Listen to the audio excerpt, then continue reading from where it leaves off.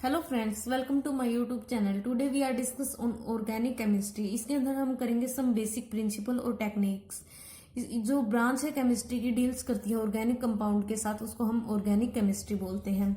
Organic compound के अंदर क्या आता है? कार्बन। कार्बन अंदर अटैच्ड होते हैं group oxygen, nitrogen, sulphur, force और हेलोजन। उनको हम ये जो कार्बन और हेलोजन या नाइट्रोजन, ऑक्सीजन, फॉस्फोरस, सल्फर है, ये कोवैलेंट बॉन्ड से अटैच्ड होते हैं, उसको हम ऑर्गेनिक केमिस्ट्री बोलते हैं। लेकिन ऑर्गेनिक कंपाउंड उनके अंदर कार्बन प्रेजेंट, लेकिन हर एक कार्बन कंटेनिंग कंपाउंड है वो ऑर्गेनिक नहीं होता। इसमें कुछ एक्सेप्शन केस हैं, जैसे CO2, CO, metal carbonates, metal bicarbonates, metal cyanides. अब इसके अंदर क्या है, एक वाइटल फोर्स थ्योरी थी, साइंटिस्ट था ब्रेजिलियस। इसने 1815 में एक थ्योरी दी थी, वाइटल फोर्स थ्योरी।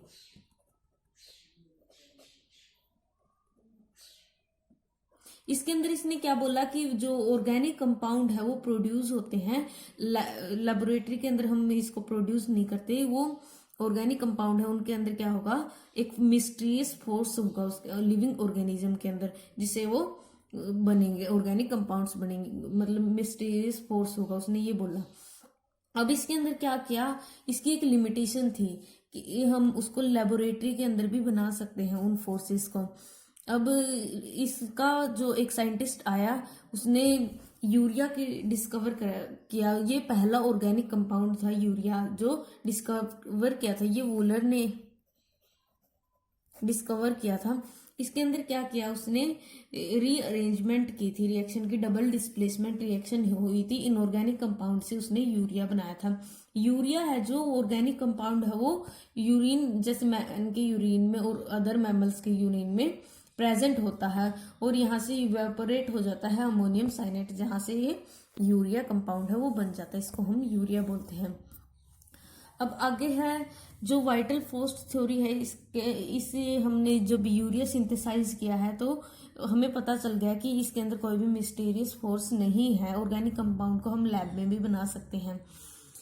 आगे जो कोल्बे, एक साइंटिस्ट था हार्मन कोल्बे, और ब्रथले था एक साइंटिस्ट, उसने एक रिएक्शन की थी 2C+ में H2, उसने इथी एसिटाइलिन या यहाँ पे इलेक्ट्रिक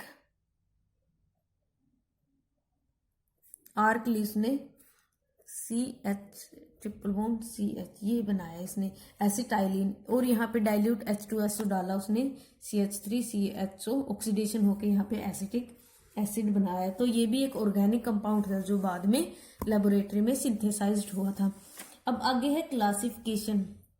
अब हम यहाँ पे CH4 की अगर स्ट्रक्चर देखेंगे, स्ट्रक्चर देखने के लिए हमें पता है कार्बन है 4 हाइड्रोजन से अटैच्ड है, 4 हाइड्रोजन से अटैच्ड है। यहाँ पे इसकी ट्राइगोन टेट्राहेड्रल है, जो वो शेप है टेट्राहेड्रल है, और ये 4 हाइड्रोजन से अटैच्ड है। इसके अंदर बॉन्ड एंगल है 109 डिग्री 28 मिनट इसका एंगल है। और ये जो sp3 हाइब्रिडाइजेशन है, इसकी हम हाइब्रिडाइजेशन पता चल गया, और स्ट्रक्चर के बारे में चल गया पता हमें। अब आगे जो क्लासिफिकेशन कैसे करेंगे हम ऑर्गेनिक कंपाउंड्स की, ऑर्गेनिक कंपाउंड की क्लासिफिकेशन। फर्स्ट जो ऑर्गेनिक कंपाउंड्स है उसके अंदर क्या क्या प्रेजेंट है, carbon, hydrogen, oxygen, nitrogen, sulphur, phosphorus और हेलोजन। हेलोजन के अंदर फ्लोरीन, क्लोरीन, ब्रोमीन और आयोडीन आता है। ऑर्गेनिक कंपाउंड है, उसकी क्लासिफिकेशन है ओपन चेन है या फिर क्लोज चेन है। ओपन चेन को हम एसाइक्लिक बोलेंगे और क्लोज चेन को साइक्लिक कंपाउंड्स बोलेंगे। अब आगे है साइक्लिक और क्लोज चेन और रिंग। अब इसके अंदर भी फर्दर 2 टाइप्स में डिवाइडेड, होमोसाइक्लिक और हेट्रोसाइक्लिक। जो होमोसाइक्लिक है वो एसाइक्लिक और एरोमेटिक कंपाउंड में, हेट्रोसाइक्लिक एक एरोमेटिक और साइक्लिक है। अब आगे जो एरोमेटिक है वो भी फर्दर 2 टाइप्स में डिवाइड है, बेंजोइड और नॉन बेंजोइड कंपाउंड्स के अंदर। अब एसाइक्लिक में क्या होगा, सिंपल चेन होगी कार्बन एटम्स की इस तरह, और साइक्लिक के अंदर क्या होगा, ये साइकिल के अंदर प्रेजेंट होगा इस तरह। अब आगे जो एरोमेटिक कंपाउंड है उसमें डिफरेंस कैसे पता लगाएंगे कि बेंजोइड है या नॉन बेंजोइड है। इसके अंदर क्या होगा, कंडीशंस है बेंजोइड कंपाउंड के लिए कुछ। फर्स्ट कंडीशन क्या है, मॉलिक्यूल साइक्लिक होना चाहिए। हमें पता है साइक्लिक होगा तभी वो एरोमेटिक होगा। आगे मोलिकुलर मस्ट बी प्लेन, एक ही प्लेन में मोलिक्यूल के सारे एटम हैं वो अरेंज्ड होने चाहिए।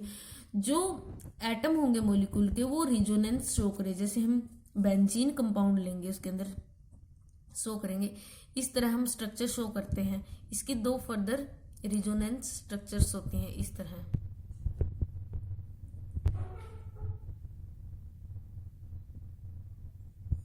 ये इसकी 2 शो है, ये रिजोनेंस, ये बॉन्ड यहाँ पे चला जाता है, ये यहाँ पे और ये यहाँ पे, ये रिजोनेंस शो करता है मोलिक्यूल।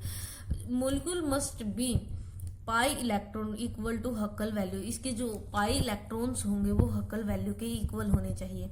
जैसे क्या है हक्कल वैल्यू n 4n+2, n क्या है यहाँ पे कोई भी इंटीजर है 1 2 3 4 5।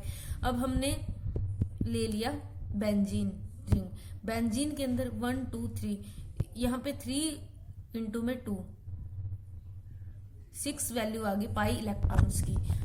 6 वैल्यू आने के बाद हम यहाँ पे 4 0 रखेंगे +2, यहाँ पे क्या आएगा 2 आएगा सिर्फ।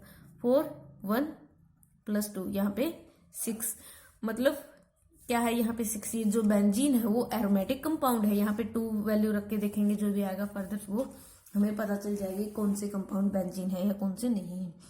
अब आगे हम साइक्लिक कंपाउंड देखेंगे। ये ब्यूटेन है, एन ब्यूटेन, एन का मतलब क्या है नॉर्मल और स्ट्रेट चेन, ये एन ब्यूटेन हो गया। यहाँ पे आइसोब्यूटेन, एन पेंटेन, आइसोपेंटेन, यहाँ पे 5 कार्बन है, और ये है नियोपेंटेन। ये है आइसोहेक्सेन की स्ट्रक्चर, 6 कार्बन है तो हेक्सेन आ गया। ये प्राइमरी सेकेंडरी टर्सरी और क्वार्टनरी कैसे कार्बन का पता चलेगा हमें, यहाँ पे प्राइमरी यहाँ से सिर्फ एक ही कार्बन से अटैच्ड है, ये सेकेंडरी क्योंकि ये 2 कार्बन से अटैच्ड है, और ये वाला प्राइमरी ये सिंगल कार्बन से अटैच्ड है, ये भी सेकेंडरी 2 कार्बन से अटैच्ड है। ये टर्सरी कार्बन क्योंकि ये 3 कार्बन से अटैच्ड है, ये भी टर्सरी ये 3 कार्बन से अटैच्ड है। ये क्वार्टनरी क्योंकि ये 4 कार्बन से अटैच्ड है, हम पता लगा सकते हैं। अब अगर हमें हाइब्रिडाइजेशन पता लगानी है, ये sp3, ये sp2, sp और ये sp, डबल बॉन्ड के लिए sp2, सिंगल बॉन्ड के लिए sp3 और ट्रिपल बॉन्ड के लिए sp हाइब्रिडाइजेशन है। अब आगे है, यहाँ से हम इस कार्बन के एटम से हर एक कार्बन के हाइब्रिडाइजेशन पता लगा सकते हैं। यहाँ पे sp2 हाइब्रिडाइजेशन, यहाँ पे sp3 sp2 है, और यहाँ पे sp3 हाइब्रिडाइजेशन है। ये यहाँ पे बेंजीन रिंग की स्ट्रक्चर है। यहाँ पे क्या है सारे कार्बन सेकेंडरी है क्योंकि ये 2 कार्बन से अटैच्ड है। ये अमीन की स्ट्रक्चर है, क्वार्टनरी अमीन की। फ्यूरेन की स्ट्रक्चर यहाँ पे साइक्लिक है, ये कंपाउंड। थायोफिन की स्ट्रक्चर है, ये टेट्राहाइड्रोफ्यूरेन की स्ट्रक्चर है, ये हेट्रोसाइक्लिक कंपाउंड के है। ये एरोमेटिक और नॉन बेंजोइड कंपाउंड है, मतलब ये बेंजीन नहीं है, ये होमोसाइक्लिक की स्ट्रक्चर हो रही है, यहाँ पे ये एरोमेटिक या बेंजीन की स्ट्रक्चर है। अब आगे हम बात करेंगे होमोलोगस सीरीज। होमोलोगस सीरीज क्या है, ये एक सीरीज है कंपाउंड्स की, उसके अंदर डिफरेंस क्या होता है, CH2 का डिफरेंस होता है हर एक फर्दर प्रोसीडिंग एटम्स के अंदर। जैसे यहाँ पे CH4 और C2H6 के अंदर CH2 का डिफरेंस है, C2H6 और C3H8 के अंदर भी CH2 का डिफरेंस, इसको हम होमोलोगस सीरीज बोलते हैं। इसके अंदर क्या होता है, केमिकल प्रॉपर्टीज तो सेम होती है लेकिन फिजिकल प्रॉपर्टीज डिफरेंट होती है, जैसे मेल्टिंग, बॉइलिंग पॉइंट और सोल्युबिलिटी यहाँ पे डिफरेंट होती है। अब आगे ये जो एटम्स, यहाँ पे कोई भी फंक्शनल ग्रुप अटैच्ड है उसके अंदर भी CH2 का डिफरेंस होगा, इसको हम होमोलोगस सीरीज बोलेंगे। ये कार्बोक्सिलिक एसिड के लिए CH3 COOH ग्रुप अटैच्ड किया जाता है, COOH कार्बोक्सिलिक एसिड के लिए। अब हम एल्केन्स, एल्काइंस और एल्कीन्स का फॉर्मूला करेंगे। CnH2n+2 एल्केन का फॉर्मूला है, CnH2n है एल्केन का, और CnH2 -2 है एल्काइंस का फॉर्मूला। अब यहाँ पे ये है साइक्लोप्रोपेन की स्ट्रक्चर। अब हम आगे कल पढ़ेंगे IUPAC नेम कैसे हम नोमेनक्लेचर करते हैं किसी भी ऑर्गेनिक कंपाउंड्स का। Thank you so much friends, please like and subscribe my channel.